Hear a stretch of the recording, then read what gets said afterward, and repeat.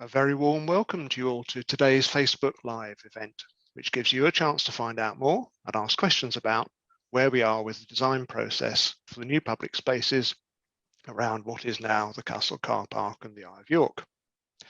As you'll see, this evening we're joined by two sign language interpreters, Carleen and Abdel, who will be assisting us with making the session as accessible as possible. This is the first time the City of York Council have introduced this option on a question and answer session, and we're very glad to have them here with us. We'd also be very interested to hear any feedback those watching at home have. As with all new things, we will do our best, but I'm sure there'll be ways we can improve, and there may be a few things that go wrong along the way too. So please let us know your thoughts by emailing your questions at york.gov.uk or adding a comment to the stream. I'm Phil Bixby, and along with Helen Graham, I'm half of the My Future York team, which has been leading the My Castle Gateway public engagement.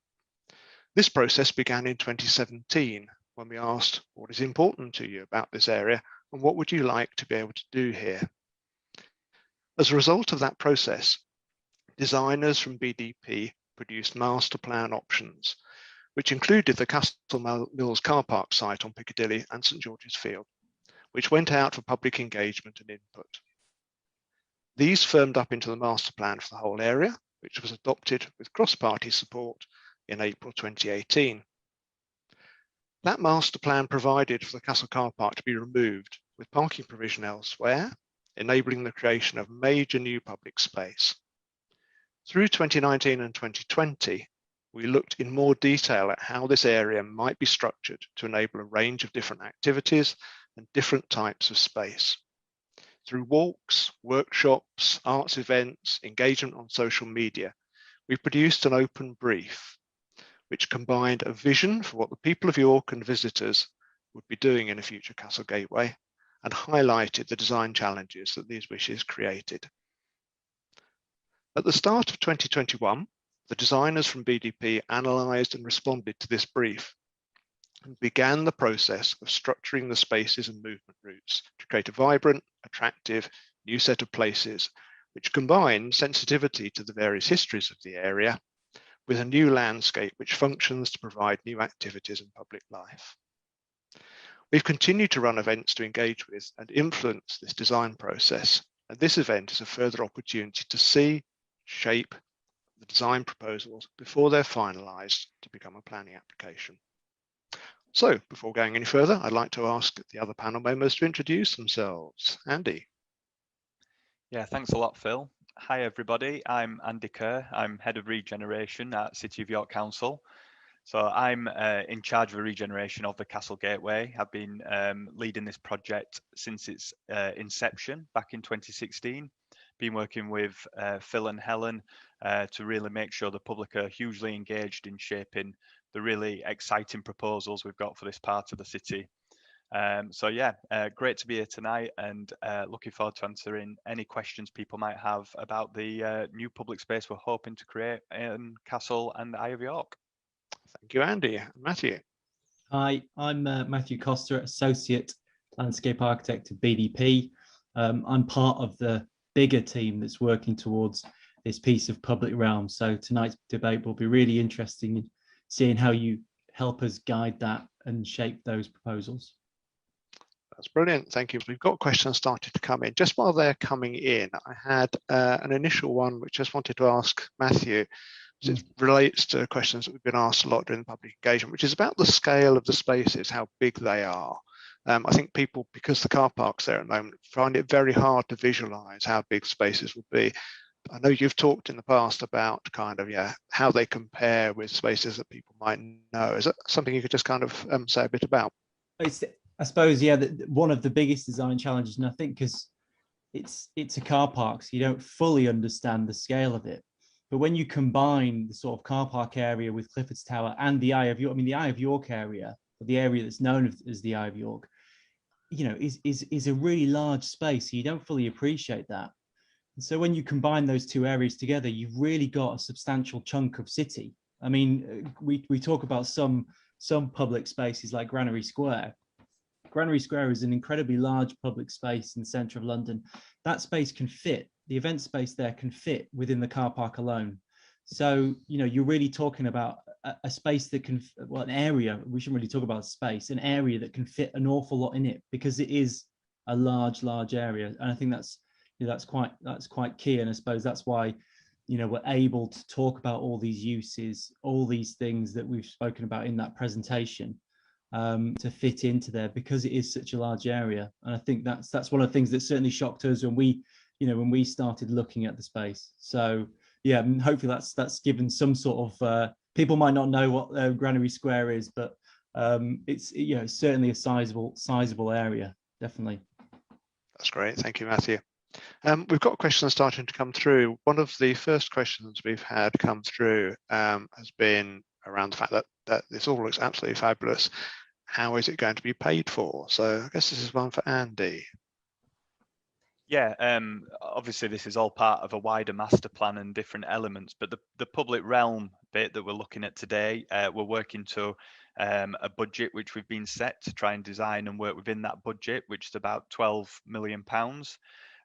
We are aiming to secure external funding to support us with that. So government funding, the pandemic's sort of changed the funding picture quite significantly, really, and we're seeing increasingly government funding is being focused on public spaces and big infrastructure projects as the economy responds to the pandemic. And also it's shown the importance of public spaces in our city centres, that spaces to be able to spread out, relax, again, where you've got people who don't necessarily have gardens, who might live in apartments. How do you create those spaces for people to go? So it's really focused a mindset on that. We have the biggest thing with any future government funding at the moment is it ready to go? Is it ready to be delivered? So what we've done is we've committed the funding to get the planning permission in place. So we've got a scheme there, and that's what we're working up at the moment, so that we've got a shovel ready project so we can submit funding bids. And this will form part of an upcoming funding bid to the central government's levelling up funding, which is an opportunity there to secure funding. If that funding opportunity doesn't come off, we know there are future funding bids like devolution. So we've got clear funding strategies as to how we seek to pay for this. The important thing is, if we don't secure the full budget funding, we'll know that the design could be scaled back to put in some more different elements and remove some of the more expensive elements, so we can tailor it to whatever funding we're able to secure for the space. So yeah, funding bids being prepared now, and yeah, hopefully we'll be successful with those, and we can transform the area shortly.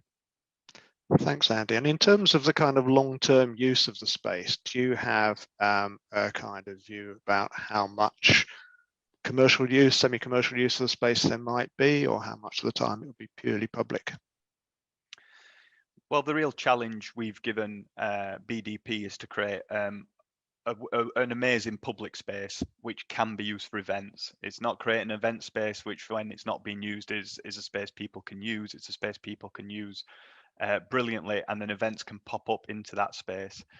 I think the key thing is the biggest barrier to events taking place is the infrastructure that goes with that. So that's providing the electricity supply, all the underground stuff that stops you needing generators, or all those things that are expensive to provide, and they're often cost prohibitive to community events.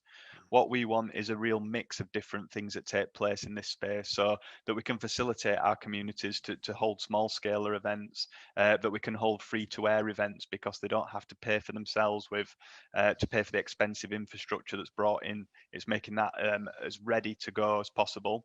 We will need to have events on there that do generate money to help pay for that's part of how we pay for this. We commercialize a space, and that helps to pay for the public realm.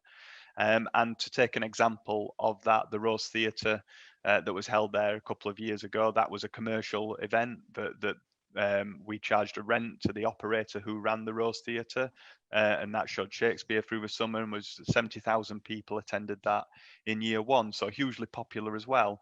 But it's just having that balance of things that cost money, and then some things that don't cost money, so everybody can enjoy them throughout the year. That's great. Thanks, Andy. I mean, just reflecting back on some of the work that we did during the public engagement program, we spoke to community groups who would love to be able to use the space, the opportunity to maybe do, to do rehearsals there as a way of showing what they're going to be performing and get attention. So that all sounds wonderful. We've had some comments coming in about kind of playful elements of the space, and just wanted to kind of ask Matthew really about this kind of, in terms of one of the things that a lot of people said during the public engagement process was, how could you create a place which is playful without it kind of being a playground? It's this kind of, how do you do informal stuff there? And it'd be really good to kind of hear from you about how you're thinking about the elements you're putting there and how they can be both practical but also playful. I suppose at the moment, we're looking at this, the river edge, it's seen as sort of the informal edge of the space. So that's what we've sort of signified as the place that we can actually look to thread some play in there away from some of those sort of historical structures. And we're not going to put in formal play spaces. But we are going to try and thread play through in lots of different ways that have that historical narrative. So we've spoken about things like stepping stones that sort of sit that children can play on. Water is a very big factor in that. Children absolutely love water, and that's something that we're keen to put in. It's said in the open brief. We've just got to be sort of careful as to where we position that and sensitive as to where we position that. But we certainly want to thread that through. But the options are really, really open. We're still testing the designs at the moment. There'll be more things than just simple stepping stones and water. We've really got to shape that edge into a sort of playful environment. So, it could be just shapes for people to balance on, to crawl through, elements of nature that children can interact with. It just needs to get rid of that sort of formal shackles and have something slightly more informal that children of all ages like to play in. So it's a real balance, but I think that informality gives us the opportunity to really start to do an awful lot of things. My children love going in some of the nature areas, and things that you don't think are play as a grown-up actually are, and I think that's the thing. It's trying to put your mindset into that, as to that sort of imagination that children have, and how can you create that sort of imaginative environment. So progress to go, definitely, but play is a thing that we like to put in. That's good. So you're imagining the place with your eye level a little bit lower than normal, then, are you? It's always a good thing to do. That's great. Phil, just kind of just to maybe come in on that one.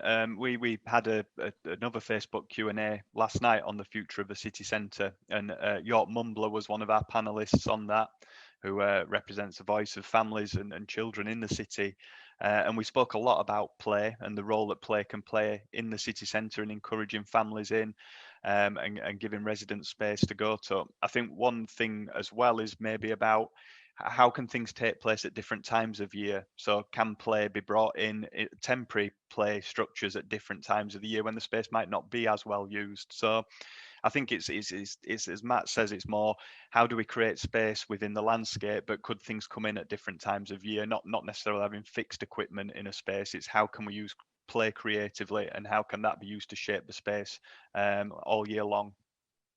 That's a good point, and it kind of leads on to another question, I guess, for Matthew, which is about, one of the things that a lot of people have pointed out is that whenever we see visualizations of new public spaces, the sun is shining from a blue sky and there's always a pair of seagulls and somebody flying a kite. What will this place be like in November when there's horizontal drizzle coming in, and how within the design process are you kind of thinking about how to make it a humane place, make it somewhere where people are happy to linger all year round? It's a challenge, because there's some days that just simply, it's very difficult to be outside. But certainly we're looking at creating a range of spaces that have different aspects. We've got a 3D model of the site. So we're doing sort of sun path analysis of different areas. So we understand the areas that actually capture sun in the depths of winter, as well as the areas that have full sun. So we can really start to look at different points that may be used at different times of year. And that might mean that actually the areas that get the sunlight in winter, we start to look at, canopies or shelter, combined with that. So be it additional tree planting or whether, I know canopies is something that we've discussed previously, whether there's shelter that sits in those places, because actually that's where the winter sort of space will be. So the devil's in the detail, really, in the analysis, but doing that sort of 3D modeling has helped us understand the space throughout the year. So that's sort of some way towards how we're looking to deal with that. But it's certainly a design challenge, because we know what the English spring in this year has been like. So there'll still be some days that just simply it's difficult to spend time in. But we're doing our best to analyze and really maximize the space as best we can. That's great. And obviously people are pretty hardy in York anyway, so it's a good head start there. Picking up, just following on from that, a kind of linked question to that has been about how the space works after dark, how you create a place which feels safe and which people feel happy to use and go through. Have you got thoughts, either of you really, about kind of what sort of stuff you can encourage to happen there, and also the physical design of the place to kind of make it work in those terms? Shall I do this one, Andy, and then you start. I mean, we're looking at lighting at the moment alongside all the other aspects, and I think lighting is really key. And that's also, a lot of these spaces that we've got have the potential to be, quite dark in winter, particularly when you're thinking about this sort of ecological walkway around the back of the castle. So it'll be a mix of sort of sight lines, making sure that we have sort of clear views, working with lighting to create a sort of right atmosphere that people feel comfortable with.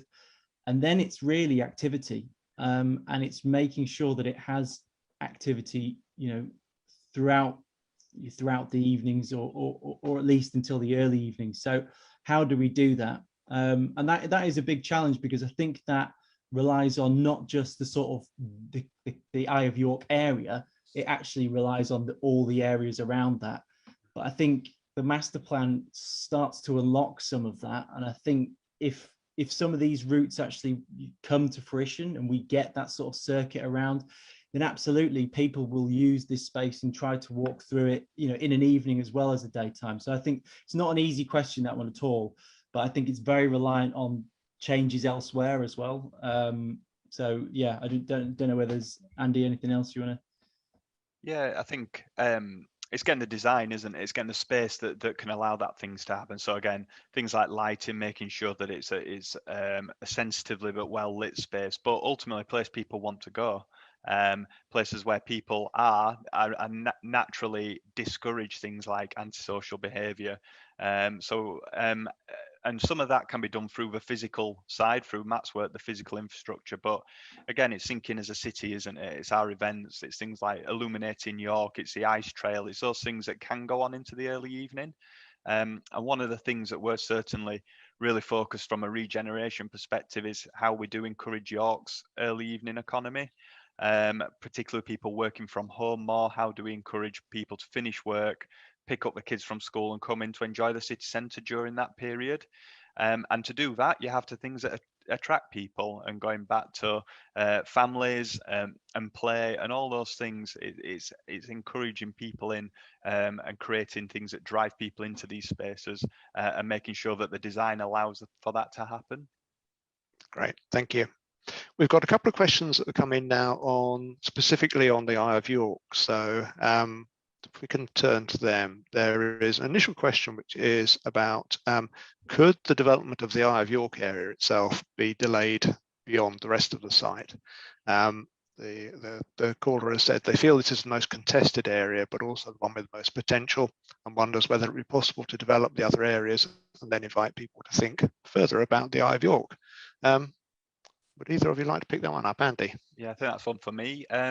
Yes, it's a really good point. I think it's vital that we have an overarching design for the area that's cohesive, and that we've developed and thought of the area as one, because it is one and will feel as one once the car park closes.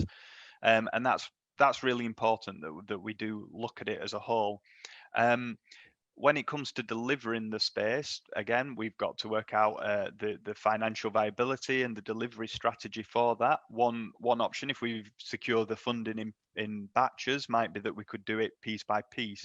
We know when we close Castle Car Park, and the closure of Castle Car Park is linked to other elements of the project, so will need to happen. What we don't want is that space to stay as a car park or a vacant space or a tarmacked area.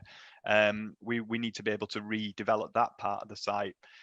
So there could be delivery strategies that say, let's put the Eye of York into a future phase. And that could actually fit well with maybe York Museums Trust, who they've got ambitions to be able to redevelop the museum building and improve their visitor experience. So it could be as part of those future designs that it does work better in a later phase.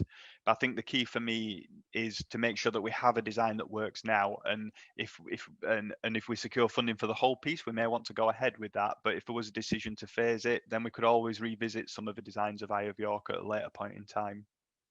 Great. Okay, just a further one on the issue, I guess, around the timing of the project and the way the work is supervised and carried out. We've had a further question about how cost estimates will be kept to and how you'll ensure that the project runs within budget, and any reassurance you can give on that. Yeah, so all of the designs that we are taking place at the moment are obviously the moving parts. We're testing them with the public. They'll continue to be refined based on the feedback we get through this process. But they're also being run through our cost consultants all the way through, using up-to-date price indices of what buildings costing, what labour, what supplies costing, where cost inflation is. So we're constantly checking every iteration of the plans to make sure we work to the existing budget, which we've been set to work to. Again, it's making sure then that we've got elements that are scalable, that if the funding changes or if cost inflation's going up, we can make sure we stay within budget. So that's all around how we manage that in the background. What we're not doing is Matt hasn't just got a free rein to go off and design. He's held to account at every meeting we have around what the cost implications of that would be. So yeah, it is something that is happening all the way through the process. That's great, thank you. We had another question which is Eye of York related, which is very firmly in Matthew's court. So I'll ask that one as it's written out, which is, although the tree in the middle of the Eye of York is only 40 years old, it's an oak and hence likely has a life of a further 400 years or more. Could it be moved if it has to go? I mean, the idea of removing a tree as a landscape architect, you know, I'm not someone that likes this idea, you know, from that perspective. But at the moment, we're looking at the options for this space. And I think, like the video says, it's such a dominant feature that it really drives the space in a certain direction. So I suppose what I'm saying there is I want to give some reassurance is that if we are looking to remove or move that tree, it's not taken lightly. Second of all, if you try and move a tree, it's possible, but it's possible. I've personally never done it. I must admit, I've personally never done it. It's quite a specialist thing.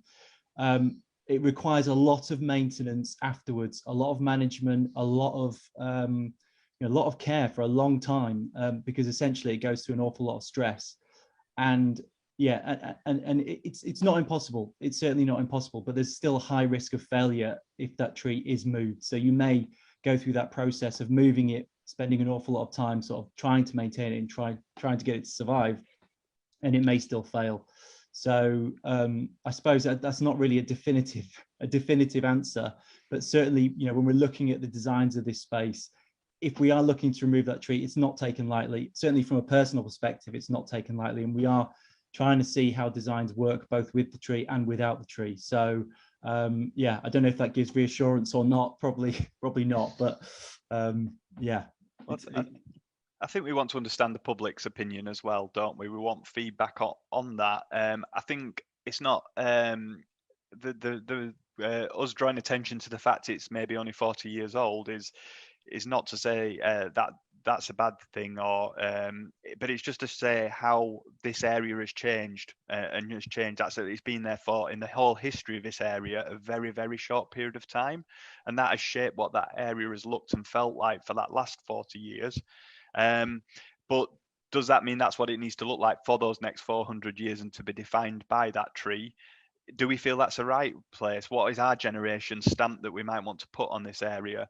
And again, that's not to say that the Eye of York has to change. It could stay very faithful to what is there now, but what is the tree stopping maybe happening in that place? And could planting in other places and showing again how mature that tree is after only 40 years. If we're planting other trees now, it will be very shortly 40 years time again, and there'll be other mature trees around the place. So it's a changing nature of a space over a period of time, and that's a very, very short bit of its history. That's great, thank you, Andy. We've had a question in which kind of relates to this really, which is about the process of letting a place develop slowly and working in partnership with different people. And the question is, how about developing it to be a wild space, easily maintained, and lots of locals could be involved? The caller says, I'm a Freeman of York and would be happy to be involved. You state costs, let's get the locals involved. And the Eye of York could be fabulous if we also draw on the history of York Jail. So a question there, I guess, which kind of picks up on, who's involved in the process at the moment and how does that work going forward? Andy? Yeah, if I pick up on the certainly the volunteer bit and offer to be involved, yeah, absolutely. And that's something we very much want to encourage. It's how York Museums Trust maintain the area at the rear of the museum, which is going to become a new open access public park as part of the master plan.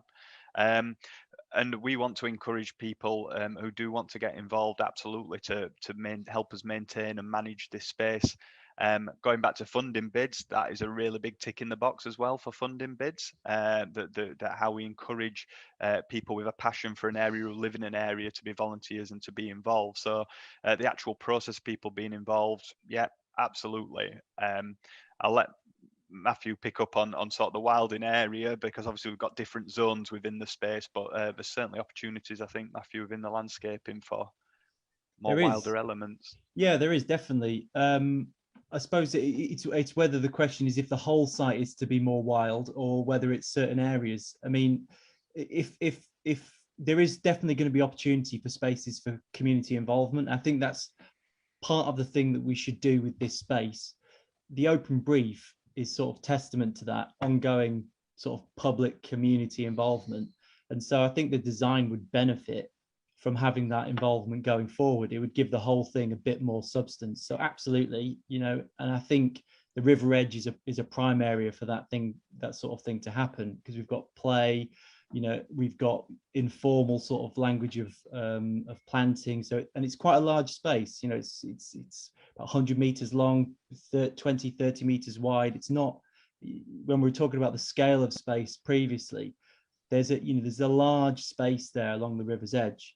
In terms of the rest of the site, I think we've touched on it before, that there's an event space that we want to create for activities within York. So that really needs to be a hard space. You could have an event space that's soft, but the reality is that would be a maintenance issue, and a lot of the things that happen there would be restrictive. So it really needs to be a certain sort of style of space in order for it to function as an event space. But we want to make it a community-led event space, not just about commercial activities. So it's quite important to say, but certainly the sort of wild aspect definitely can get involved.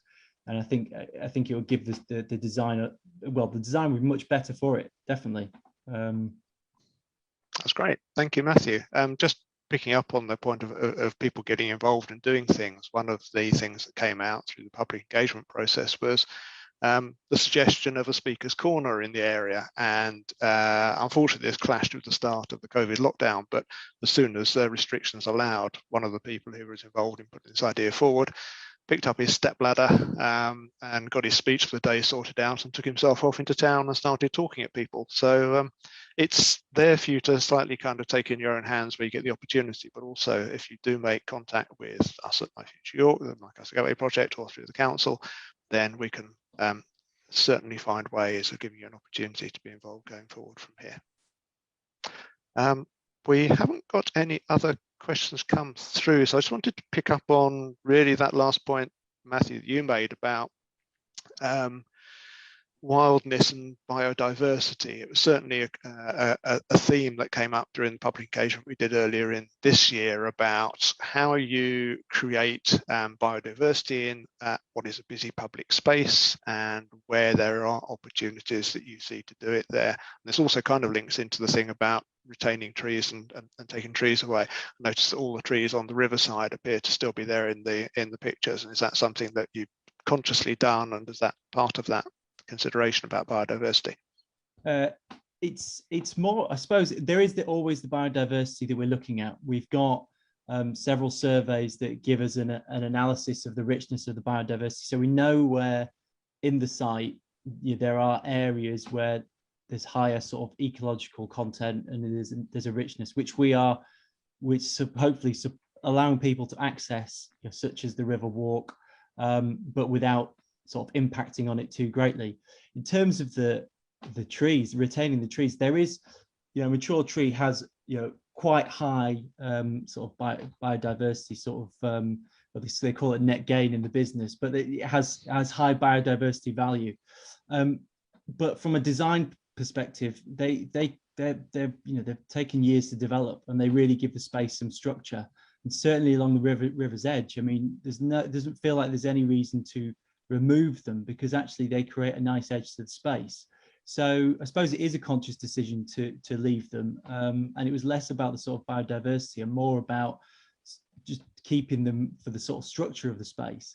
And it was more about sort of the planting and keeping the lower level planting was more of a biodiverse sort of position when you talk about sort of the river edge and the boardwalk and all the things that we're doing there. So it's really important. We're looking at all sorts of options in terms of engineering as well. How can we capture surface water? How can that thread into different spaces? So there's lots of threads to it that we want to pick up that make this more of a dynamic space rather than that sort of one-dimensional, this is the site, this is the ecological content, let's leave it as it is. Actually, we want to try and improve areas if we can, and give people access to areas if we can. So there's lots of design ideas to come through in all these spaces, and it's really the sort of edge along that river that allows us to look at some of these points and actually bring them into the design. So yeah, it is a big thing, I think, and it's something that we're, like I say, we're developing with our engineering colleagues throughout this design process, and probably going forward over the next couple of months.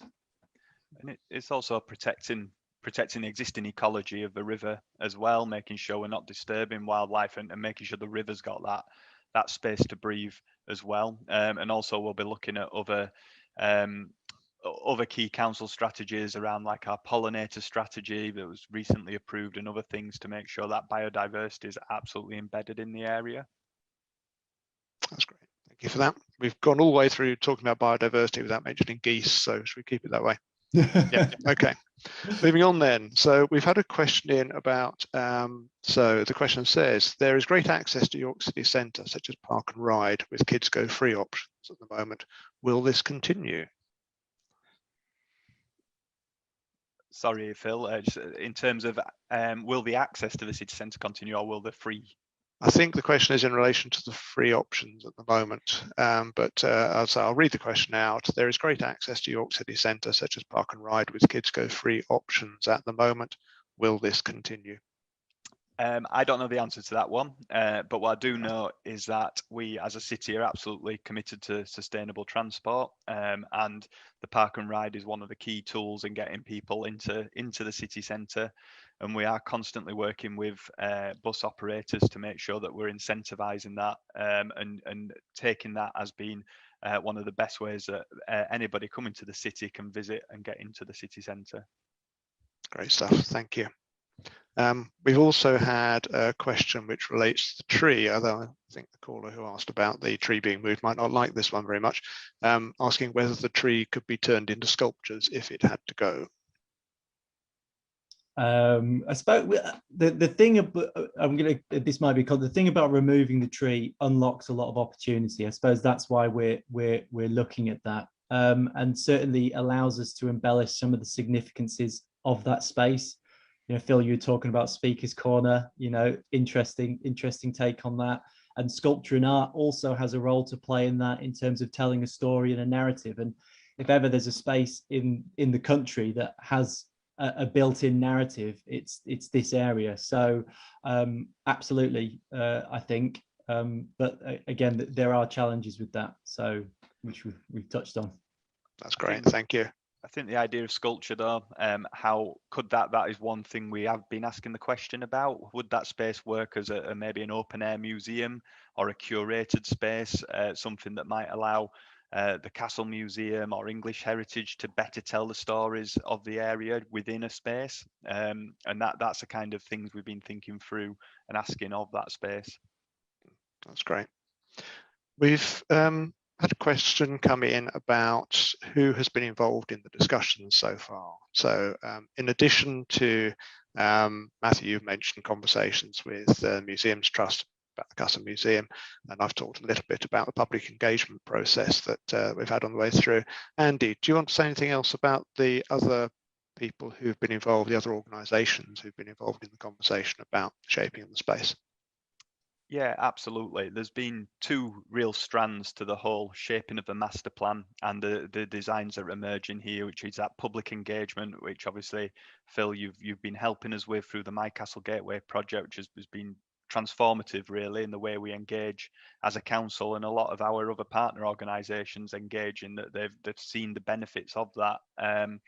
The other strand is that we established very early on the Castle Gateway Advisory Group, which was getting all the key stakeholders, landowners, those people who've got the sort of custodian role of the city into one group, who every single stage in the process has been helped to be shaped by those. They've acted as that critical friend, asked all these questions of us. So that advisory group includes people like Historic England, English Heritage and York Museums Trust, who have obviously got major tourist offerings in the area, and the Jorvik Viking Centre. They're all sit on that advisory group. York Civic Trust have been great through the process. The bid. Who else? I try not to forget people, just so that I've got them all in. But it's a vast, wide-ranging group of people. So they've helped to shape these processes well, alongside the public voice. And then the other element is the sort of detailed technical officers that we need to speak to. So the people who will maintain these spaces long term, ecology officers who work for the council and advise, planning officers. So there's a whole raft then of technical officers who have to input and say what will work, what are the constraints. And Matthew's unenviable task is to navigate all of those things and for us to produce something at the end which really does respond to that public open brief, but something that's also going to work and is respectful of the history and the heritage of the area. I was about to say, yeah, just the one other thing about that. I suppose the open brief and the public voice was kind of the starting point from my perspective, the sort of bedrock to it. And then it's taking that through the process with the stakeholders. So the brief was set by the open brief, and that really set the foundations. And so going through this process is hopefully it keeps us in check to make sure that we're doing what the open brief is saying. So yeah, it's not an easy challenge at all. And there is an awful lot of stakeholders, but it needs to be that way because it's such a prominent space, but it's such a great opportunity for York, for the whole area, you know, a great opportunity. So yeah, I'm not complaining at all. I'd just like to chip in really in praise of Andy and the council and what they've done with the advisory group coming into it as somebody who doesn't work for a big organisation. It was an extraordinary experience seeing everybody sat in a first meeting where everyone basically said a bit about what they were doing, and then we all went away, through to the second meeting where everybody suddenly started talking to each other, and we started getting conversations between heritage professionals and people involved in the Environment Agency and people involved in transport and all sorts of other stuff, which doesn't usually happen in local authorities and in big projects. So it really was, I think, a very, very valuable opportunity for those different groups to come together around the project and help and really share information and share viewpoints, which was great. We've had a question come in saying, have local people been taken into account too? I'll just kind of start before I hand it on to Andy, but we've obviously been, Helen and I have been working on this for about 3 years now, 4 years. Our focus has been very much on people who live and work in the city, and we have spoken to people who are visitors, but the focus has very much been about people who know the place, who have ideas about the place, and who use it on a regular basis. And for anybody who wants to pick up on how that process has gone, there are I think about 12 pages of blogs on the My Costa Gateway website, and that links across to our famous Flickr site, where we've got every single posted and social media comment made during the entire project, which is now about 8,500 images on there, all of them tagged so that you can then search them to see what the comments are all about. So you can start to get a real picture about what the comments are in people's own voices and how they've then been taken forward. Is there anything, Andy, that you want to add to that? I don't think so, other than, yeah, I mean, we obviously try and broaden out our voice through social media and others, but I mean, a huge amount of this process has been meeting face to face with people when COVID allowed, obviously, and that's led us to new techniques such as tonight, which enables us to use technological solutions to that. But yeah, I mean, and I'm a resident, I'm passionate about this area, I'm passionate about the city. Helen and Phil, they've shaped that as people who are residents. This has absolutely been focused on the people of York and reshaping this area for the people of York going forward. That's great, thank you. We have a question which is fairly straightforward, which has come in from someone who obviously remembers the fountain in Parliament Street, which is when somebody pours something into a fountain, be it liquid or colour, what happens then? Does it just get switched off because it becomes an issue? So this is one really about management and kind of that long-term stuff. Yeah, I mean, for me, I think the fountain conversation, you could echo the tree conversation, which is fountains, the right fountain in the right space can be hugely positive. And if you take places like the Peace Gardens in Sheffield, the new public realm at King's Cross in London, Bradford, the way that fountains have been used as a less sort of formal structures, but sort of things that just appear from out of the ground, are just so beneficial for play and families, and are used throughout and are always busy and full when weather's allowing, and at different times of year they can create different sound patterns and just bring a space to life. We're not necessarily saying we are going to have fountains in this space, but I think it's difficult to compare an old aging fountain which had lots of challenges and with what modern fountains are and how they differ. Matthew, you might be able to add to that. Well, I mean, I was it's essentially a management thing. Yeah, it's essentially a management thing. If someone decides to come along and vandalize anything, essentially there needs to be a plan in place that can mitigate that. But there's ways in which we can stop that from happening. If, for instance, if you've got evening activity, then vandalism is less likely to happen. So it's a sort of a multi-dynamic sort of problem. But sort of going back to what Andy said about the options and things, and we may have water, we may not. I think, and this goes back to I think what Sarah was saying about how local's been taken into account. What we're sort of showing at the moment is a point in time, but the whole point of this process is to sort of do options and keep driving it forward and get your voice included within that process. So I suppose I want to reassure you that what you've seen tonight is just a point, and we're going through the design process that allows you to talk and it allows us to look at whether fountains are possible or not, and all these things that we're discussing at the moment. So yeah, I think that's kind of a roundabout way of answering it. Sounds good. Okay, thank you. We are, I think, about 5 minutes away from the complete cut-off time, but we don't have any further questions coming in. So I think we should probably wind up around about now, if that's okay. So if that is okay, I'd like to first of all thank everybody for taking part. I'd like to thank the panel here. So Andy and Matthew, thank you both for being prepared to sit and take questions and very much be in the hot seats. I'd like to thank the participants on Facebook for taking part and for putting questions this evening. Been really helpful. I'd like to thank the tech team who have been working behind the scenes to make this incredibly complicated technical marvel happen. I never thought I'd see the day when, etc. So this has been absolutely brilliant. So great stuff. I'd also like to say many thanks to our two interpreters this evening who have done an amazing job. As we mentioned earlier, the City of York Council are currently exploring ways to make these sessions as accessible as possible, and we'd love to hear your feedback and thoughts. So once again, if I can just say, if you can let City of York Council know what you think by commenting in the stream or email yourquestions@york.gov.uk. So in terms of where it all goes from here, as Andy, I think, mentioned earlier on, there is a timescale for the next steps, which will be sharing detailed designs this summer, working towards a planning application later on in the summer. Andy, that's still current? Yeah, late summer is our target, yeah. That's great.